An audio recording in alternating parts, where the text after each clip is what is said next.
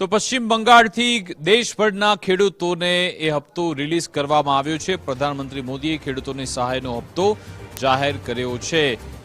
ગુજરાતની વાત કરીએ તો 51.28 લાખ ખેડૂતોને 1025 કરોડની સહાય આપવામાં આવી। દેશમાં 9.44 કરોડ ખેડૂત પરિવારોને રૂપિયા 18,880 કરોડની સહાય આપવામાં આવી। મુખ્યમંત્રી નરેન્દ્ર મોદીની ઉપસ્થિતિમાં ગાંધીનગરમાં કાર્યક્રમ થયો હતો। ગાંધીનગર ખાતે કાર્યક્રમમાં કૃષિ મંત્રી જીતુભાઈ વાઘાણી પણ હાજર રહ્યા હતા। ગુજરાતના 51 લાખ ખેડૂતોને આ સહાય। ગુજરાતમાં અત્યાર સુધીમાં 59 લાખ ખેડૂત પરિવારોને સહાય ચૂકવાઈ। પીએમ કિસાન યોજના હેઠળ રૂપિયા 23,083 કરોડથી વધુની સહાય આપવામાં આવી છે।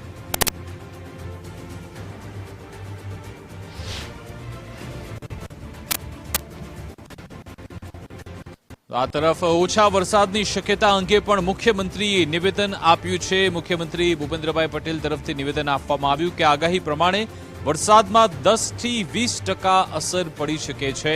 ખેડૂતોએ પણ ઓછા વરસાદ અંગે તૈયાર રહેવું પડશે તેવું સીએમએ કહ્યું છે। યોગ્ય બિયારણ અને પાકની પસંદગી તમારે કરવી પડશે તેવી વાત પણ સીએમ તરફથી કરવામાં આવી। સરકારે પણ નર્મદાનું પાણી આપવાનો નિર્ણય કરી લીધો છે તેવી વાત પણ મુખ્યમંત્રી ભૂપેન્દ્રભાઈ પટેલે કરી હતી। ઓછા વરસાદની શક્યતા અંગે ખેડૂતોને તેમણે સલાહ આપી, સાથે કહ્યું પાણીને લઈ પણ સરકારે વ્યવસ્થા કરી છે। નર્મદાનું પાણી છોડવામાં આવી રહ્યું છે। વરસાદ માટેની આગાહી આપણે થતી હોય છે, દર વર્ષે થતું હોય છે।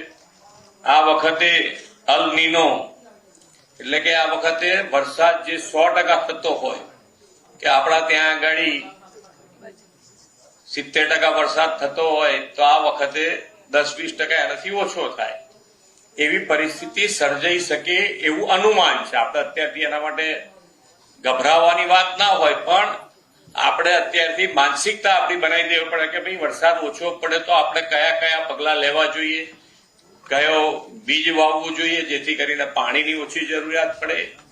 અને સરકાર તરીકે અત્યારે અમારી પાસે નર્મદાનું પાણી ક્યાંક ક્યાંક વધારે હોય તો એના માટેનું આયોજન પણ સરકારે કરી દીધું છે અને તળાવો ભરવાથી માંડીને ડેમમાં પણ નર્મદાનું પાણી જ્યાં જ્યાં ભરવા જે યોગ્ય છે ત્યાં આગળ ભરવાનું ચાલુ કરાવી દીધું છે। તો આગાહી પ્રમાણે આ વરસાદમાં ઘટ થઈ શકે છે। આ તરફ કૃષિ મંત્રી જીતુભાઈ વાઘાણીએ મહત્વનું નિવેદન આપ્યું। અલ નીનો સામે લડવા પાણી વહેતું કરવામાં આવ્યું છે। તળાવ ભરવા અને ડેમ ભરવાનો પણ નિર્ણય કર્યો છે તેવું જીતુભાઈ વાઘાણીએ કહ્યું। મુખ્યમંત્રી ખેડૂતો માટે ચર્ચા કરતા રહેતા હોય છે તેવી વાત પણ જીતુભાઈ વાઘાણીએ કરી હતી। કરોડો રૂપિયાની ખરીદી મુખ્યમંત્રીએ તેની મંજૂરી આપી દીધી છે, આ વાત પણ જીતુ વાઘાણીએ કરી હતી।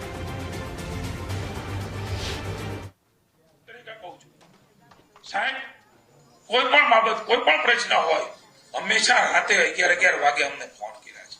આ ખેડૂતોનો ઇશ્યુ છે, જરા સમજી લો, શું કરવું પડે તરત કરો, જરૂર પડે અમને કહો। માની મુખ્યમંત્રી છે, કોઈ પણ ઇશ્યુ નહીં, ક્યારે એમણે નજરઅંદાજ કર્યા નથી, એનો મને આનંદ છે।